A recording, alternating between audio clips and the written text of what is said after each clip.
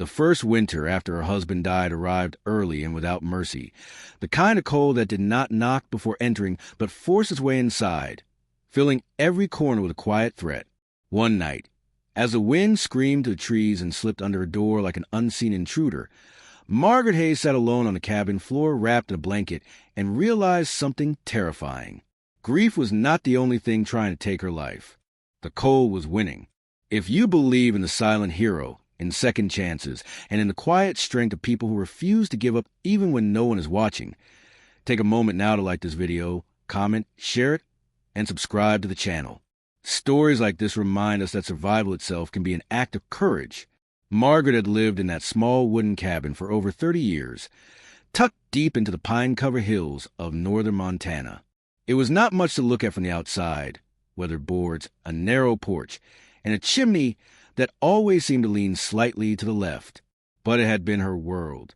She and her husband, Thomas, built it together when they were young and stubborn and believed love could solve anything. Every beam held a memory. Every scratch in the floor told a story. When he passed suddenly from a heart attack, the cabin felt larger and emptier at the same time, like it was holding its breath without him. Margaret tried to continue, as she always had. She chopped with hands that ached more than before.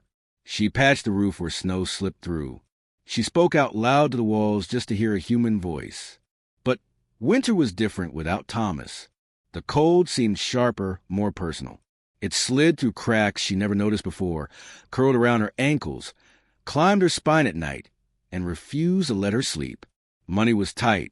Margaret lived on a small widow's pension, and whatever she could earn selling knitted scarves at the local market when the road was clear. Contractors were out of the question. Even proper insulation felt like a distant luxury. She spent weeks trying to seal gaps with old towels, plastic sheets, and duct tape, but nothing stopped the icy air that rushed in every time she opened the front door. Each entry and exit felt like inviting winter inside and begging it to stay. One night, after returning from collecting firewood, Margaret noticed how the cold poured in the moment she stepped through the doorway, as if the cabin itself were inhaling frost. She stood there longer than usual, staring at the narrow space between the porch and the interior, her breath fogging the air. Something clicked quietly in her mind. The cabin did not need a new heater. It needed a pause, a buffer, a space that could take the hit before the cold reached her. The idea of building a tiny room before her door seemed foolish at first. She had no training, no tools beyond the basics, and no strength left to waste. But the alternative was worse. So the next morning, she began. Margaret salvaged wood from an old shed that had partially collapsed years ago. She dragged boards across the snow inch by inch, resting often, ignoring the pain in her back and the tremble in her hands. She measured by eye, cut slowly, and nailed carefully. The room took shape over weeks, not days. A narrow entry space just large enough for boots, firewood, and a bench. It was awkward, uneven, and plainly built, but it stood. Neighbors noticed, of course. In a small mountain community, nothing went unseen for long. Some shook their heads, whispering about the old widow losing her sense. Others offered polite smiles that carried doubt more than support.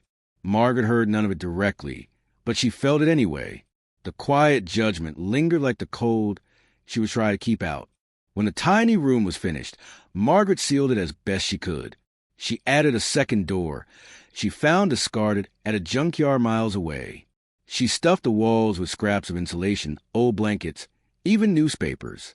On the first night she used it, she stepped inside, closed the outer door, and waited. The wind howled as always, but something was different. When she opened the inner door and stepped into the cabin, the familiar blast of cold never came. That night, Margaret slept through until morning for the first time in months. She woke up confused at first, then relieved, then overwhelmed by a quiet joy she had forgotten how to feel. The cabin was warmer. The floor was not biting at her feet. The air felt calmer, gentler, as if the house itself had relaxed. Winter deepened. Temperatures dropped to dangerous lows. Storms buried roads and cut power to homes closer to town. Margaret stayed inside, tending her fire, stepping into her tiny entry room each time she went out, amazed at how such a small change made such a difference. The cold no longer rushed in like an enemy. It paused. It lost its power. Then, during the worst storm of the season, headlights appeared on a road. A young couple from down the mountain had lost control of their truck and slid into a snowbank.